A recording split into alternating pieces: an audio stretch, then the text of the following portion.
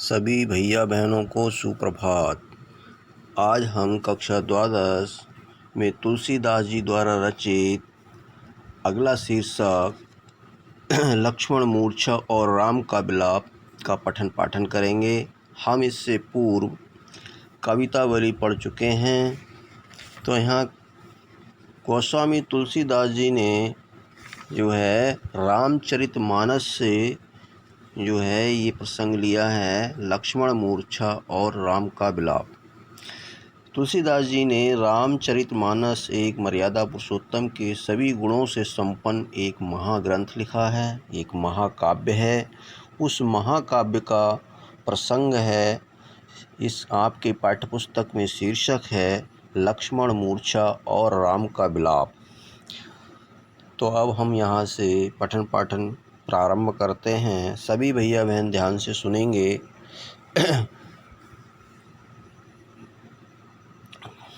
इसमें प्रारंभ में दोहा छंद हैं। दोहा छंद का जरा सा सुर वाचन करते हैं हम। तब प्रताप उर राखी प्रभु जइयो नाथ तुरंत, अस कयायुष पाई पद बंद चलियो हनुमंत।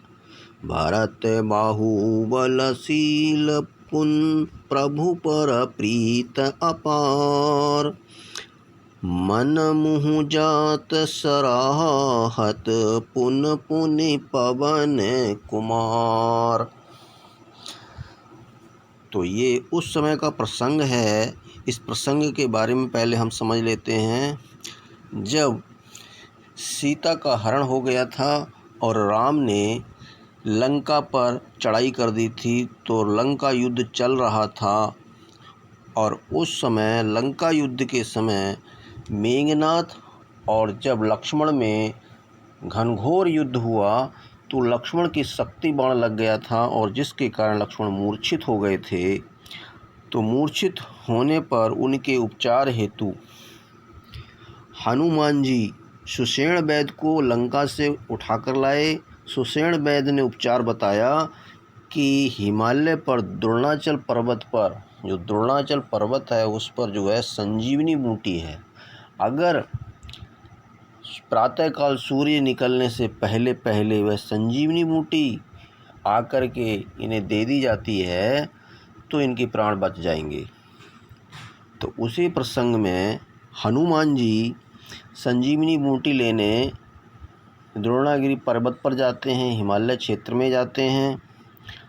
और वहाँ से उन्हें जो बूटी थी उसकी पहचान नहीं थी, तो उस पर्वत को ही उखाड़कर वो हाथ पर रखे हुए चले आ रहे हैं।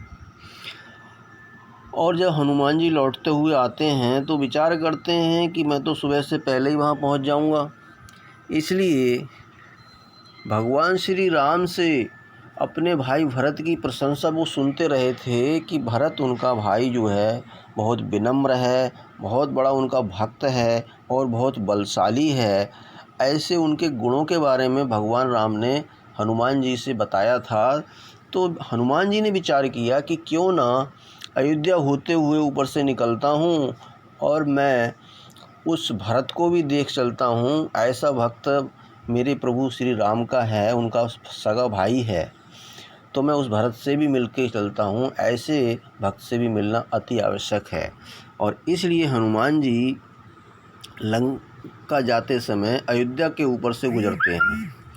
तो उस समय भरत जो है, रात्रि का समय था, भरत नंदिनी गांव में रहकर और जो है भगवान राम की तप में लीन थे। जब उन्होंने रात्रि में देखा कि ऊपर से एक विशालकाय व्यक्ति जो है कोई जा रहा है और उसके हाथ में पहाड़ है, तो भरत ने विचार किया कि पृथ्वी पर रहने वाले जो लोग हैं उनमें मानव हैं, दानव हैं, किन्नर हैं, यक्ष हैं और गंधर्व हैं, देव हैं।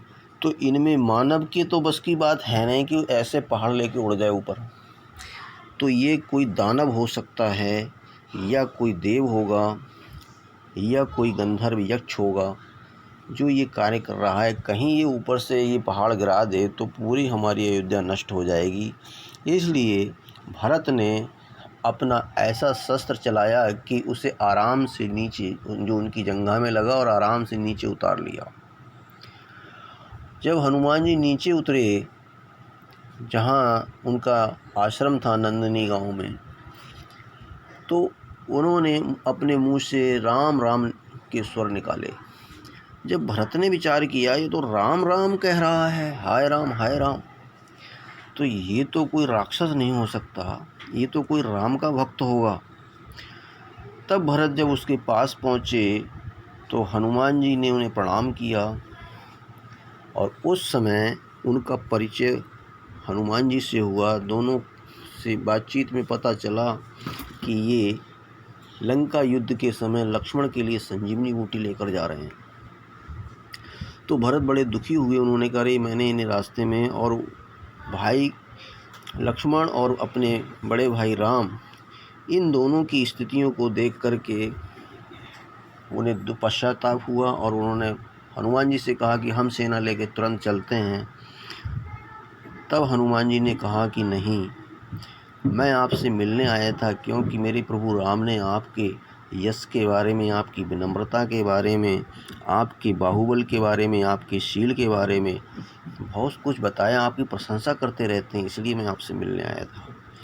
और अंत में फिर हनुमान जी वहाँ से विदा मांगकर चलते हैं। तो उसी समय के ये दोहा छंद लिखे हैं यहाँ पर, उनका वर्णन है। कहते हैं, तब प्रताप उर राख प्रभु जहियों नाथ तुरंत। हनुमान जी किससे कहते हैं? भरत जी से कह रहे हैं यहाँ। कहते हैं, आपके प्रताप, तब प्रताप, आपके प्रताप को उर में रख करके, अपने हृदय में धारण कर करके, हे प्रभु भरत, अर्थात भगवान राम के भाई थे और उनसे बड़े थे आयु में, इसलिए उन्होंने उन्हें प्रभु कहा है कि हे भाई भरत, मैं तुरंत जा रहा हूँ, अस कई आयुष पाई पद, ऐसा कहकर आशीर्वाद प्राप्त करके और चरण स्पर्श करके हनुमान जी चल पड़ते हैं। भरत बाहुबल शील गुण, प्रभु पर प्रीत अपार, मनमु जात सराह, पुण्य पुण्य पवन कुमार। वे हनुमान जी जब रास्ते में जा रहे हैं, लंका को जा रहे हैं, तो वे मन में भरत के प्रति प्रशंसा करते हुए जा रहे हैं, उनके बाहुबल की, उनके शील की, विनम्रता के गुणों की, और भगवान श्री राम के प्रति अपार प्रेम की ये प्रशंसा करते हुए, मन ही मन सराहना करते हुए, बार बार उनकी सराहना करते हुए हनुमान जी लंका की ओर चले जा रहे हैं। ऐसा भरत और हनुमान जी के मिलन का प्रसंग यहाँ दिया गया है। अब आगे चौपाई छंद हैं, अगला छंद देखेंगे, इनका शास्त्र वाचन करेंगे।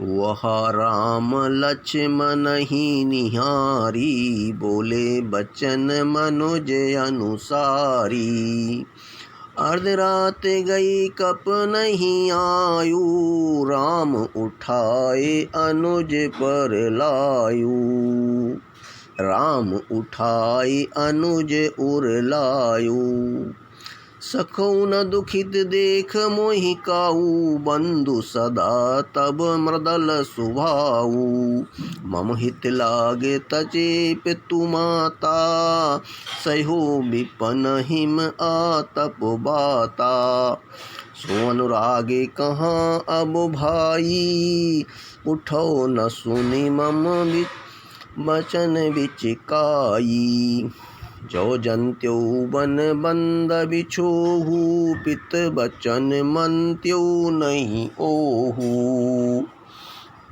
अब यहाँ पर भगवान श्री राम लक्ष्मण के शक्ति बाण लगने पर विलाप कर रहे हैं, शोक व्यक्त कर रहे हैं। यहाँ पर चौपाई छंद है, अभी हमने दोहा छंद पढ़ा था कि वहाँ राम लक्ष्मण ही निहारी, वहाँ पर राम लक्ष्मण को देखते हुए और मनुष्य के अनुसार वचन बोलते हैं, क्योंकि राम को ईश्वर का अवतार माना गया, विष्णु का अवतार माना गया। वे मनुष्यों की तरह बोलते हैं। अर्धरात गई कभी नहीं आयु, आधी रात बीत गई है और अभी कपि माने हनुमान जी नहीं आए हैं। राम उठाई अनुज उर लायु, राम ने अपने अनुज भरत को उठा करके, अपने भाई भरत को उठा करके अपने हृदय से लगा लिया है। कहते हैं, सकौ न दुखित देख मोहि काऊ, कि हे भरत, हे लक्ष्मण भाई, लक्ष्मण की बात करते हैं यहाँ, कि राम उठाई अनुज उर लाऊ, राम ने अपने भाई लक्ष्मण को उठाकर हृदय से लगा लिया है और कहते हैं कि हे भाई लक्ष्मण, तुमने कभी भी मुझे दुखी नहीं देखना चाहा, सदा बंधु सदा तब मृदुल स्वभाव। हे भाई लक्ष्मण, तुम्हारा हमेशा मेरे प्रति मृदुल स्वभाव रहा, कोमल स्वभाव बना रहा। मम हित लाग त्यजऊ पितु माता, मेरे हित करने के कारण, मेरे प्रति अधिक प्रेम करने के कारण तुमने अपने माता पिता को त्याग दिया, क्योंकि वनवास मुझे हुआ था, वनवास तुम्हें नहीं हुआ था, और तुमने मुझसे प्रेम अधिक करते थे, अर्थात मेरे साथ रहना ज़्यादा चाहते थे, इसलिए माता पिता को त्याग कर मेरे साथ सहो विपिन हिम आतप बाता, और तुमने मेरे साथ आकर यहाँ सहन किए। विपिन में, विपिन कहते हैं वन को, हिम माने बर्फ़, आतप माने धूप, बाता माने वायु तूफान, और तुमने यहाँ वन में आकर मेरे साथ सर्दी यानी बर्फ़ यानी बहुत अधिक ठंड और गर्मी और तूफान वाली आंधियों को सहन किया है। सो अनुराग कहाँ भाई, हे भाई लक्ष्मण, वह अनुराग वह प्रेम अब कहाँ है। उठो न सुनी मम बच बिचकाई, कि अब तुम क्यों नहीं उठ रहे हो, मेरे जो है बिलखते हुए वचनों को सुन कर के क्यों नहीं उठ रहे हो, अर्थात व्याकुल वचनों को सुनकर तुम उठ जाओ। जो जनते बन बंधु बिछो, जो मैं ये पहले से जानता जनते जानता कि बंधु का यानी हे लक्ष्मण भाई तुम्हारा वन में बिछुड़ना होगा। अगर मुझे ये पहले से पता होता कि तुम वन में मुझसे बिछुड़ जाओगे, इस तरह से तुम्हारे शक्ति बाण लगेगा और ऐसे तुम मुझसे बिछुड़ जाओगे। पितु बचन मन त्यों नहीं ओहू, तो मैं पिता के वचनों को नहीं मानता। इस प्रकार से भगवान श्री राम विलाप करते हुए लक्ष्मण को अपने हृदय से लपेटे हुए ऐसे विचार व्यक्त कर रहे हैं, दुखी होकर के विलाप कर रहे हैं। तो हम यहाँ देखेंगे कि इसमें जो है भगवान श्री राम मनुष्यों की भांति बात कर रहे हैं। ये अवधी भाषा में लिखा हुआ है, चौपाई छंद हैं, पद और लय की गीता इसमें देखते ही बनती है, करुण रस है इसमें, पूरे चौपाई छंदों में करुण रस है और चित्रात्मक शैली है और संवाद योजना है, जैसे राम जैसे संवाद कर रहे हैं, बातचीत कर रहे हैं, ऐसा विवरण दिया गया है। अगली पंक्ति हम देखते हैं। अब अगली चौपाई है इसमें, सुत बित नारी भवन परिवारा, होई जाही जग बारही बारा, उस विचारे जियो जगुताता, मिलई न जगत सहोदर भ्राता, जथा पंख बिन खग अति दीना, मनि बिन फनि करिवर करहीना, अस मम जियव बंदो बिन तोही, जो जड़ देव जियावै मोही, चेयों अवध कवन मुख लाई, नारी हे तो प्रिय भाई गवाई, बर अपजस सहे त्यो जग माही, नारी हानि विशेष क्षति नाही। अब यहाँ भगवान श्री राम शोक करते हुए, विलाप करते हुए कहते हैं, अपना मन का दुख व्यक्त करते हुए मैं एक मनुष्य की भांति कहते हैं, सुत बित नारी भवन परिवारा। सुत पुत्र, बित संपत्ति धन, नारी पत्नी स्त्री, भवन घर, परिवारा परिवार, ये सब यानी कि कहते हैं कि पुत्र, संपत्ति, धन दौलत, पत्नी, भवन और परिवार, होई जाए जग बारही बारा, ये संसार में होई जाई हो प्राप्त हो जाता है, जग संसार में बारंबार, कि इस संसार में बार बार प्राप्त किया जा सकता है, क्योंकि पुत्र को जन्म दिए जा सकते हैं, संपत्ति को जो है प्राप्त किया जा सकता है, पत्नी यानी कि शादी करके पत्नी प्राप्त की जा सकती है और घर बनाए जा सकते हैं, निर्माण किए जा सकते हैं। अर्थात इस संसार में ये सब चीज़ें बार बार प्राप्त की जा सकती हैं। उस विचार जियो जागो ताता, कहते हैं भगवान श्री राम कि हे लक्ष्मण भाई, तात कहा गया है लक्ष्मण के लिए कि हे भाई लक्ष्मण, तुम विचार करके यह बातों को विचार करके अब तुम जाग जाओ, उठ जाओ। मिले न जगत सहोदर भ्राता, कि पुत्र भी मिल जाता है, संपत्ति और पत्नी, भवन, परिवार सब कुछ मिल जाता है इस संसार में बार बार, लेकिन मिले न जगत सहोदर भ्राता, सगा भाई संसार में पुनः दोबारा नहीं मिलता है।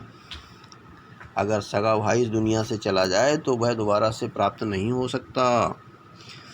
आगे कहते हैं और दुख व्यक्त करते हुए, जथा पंख बिन खग अति दीना, यथा जिस प्रकार जैसे पंख के बिना खग माने पक्षी अति दीनहीन हो जाता है, कि जिस प्रकार से पंखों के बिना पक्षी अति दीनहीन हो जाता है, मणि बिन फन, मणि के बिना जो फन वाला सांप है, नाग है, वो दीनहीन हो जाता है। करिवर करहीना, करिवर कहते हैं हाथी के लिए, कर माने उसकी सूंड उसका कर कहते हैं हाथ के लिए, तो हाथ यानी हाथी का हाथ सूंड होता है। तो कहते हैं कि मणि वाला सांप जो है मणि के बिना और हाथी सूंड के बिना दीनहीन हो जाता है। हे भाई लक्ष्मण, इसी प्रकार से मैं तुम्हारे बिना दीनहीन हो गया हूँ, इसलिए तुम उठ जाओ। जय हूँ अवध कवन मुँह लाई, जय हूँ जाऊँगा मैं अवध अयोध्या को, कवन मुँह लाई, किस मुँह से मैं अब लौटकर अयोध्या जाऊँगा। नार हेतु प्रिय भाई गवाई, मैंने नारी के लिए, अपनी स्त्री के लिए अपना प्रिय भाई को खो दिया। हे लक्ष्मण बताओ कि अब मैं अयोध्या के लिए लौटकर किस मुँह से जाऊँगा। बरु अपजस सहे त्यो जग माही, कि मैं बहुत सारे अपयस, ये सारे अपयस, सारे अपमान, बुराइयाँ संसार की मैं सह लेता। नारी हानि विशेष क्षति नहीं, स्त्री के बिना कोई विशेष क्षति नहीं होती है। अर्थात मैं सारी बुराइयाँ, सारे अपयस मैं सहन कर लेता, लेकिन तुम्हारे बिना मैं ये सहन नहीं कर पाऊँगा। स्त्री के बिना तो ये सारी हानि सहन कर लेता। हे लक्ष्मण, इसलिए तुम अब उठ जाओ, जाग जाओ।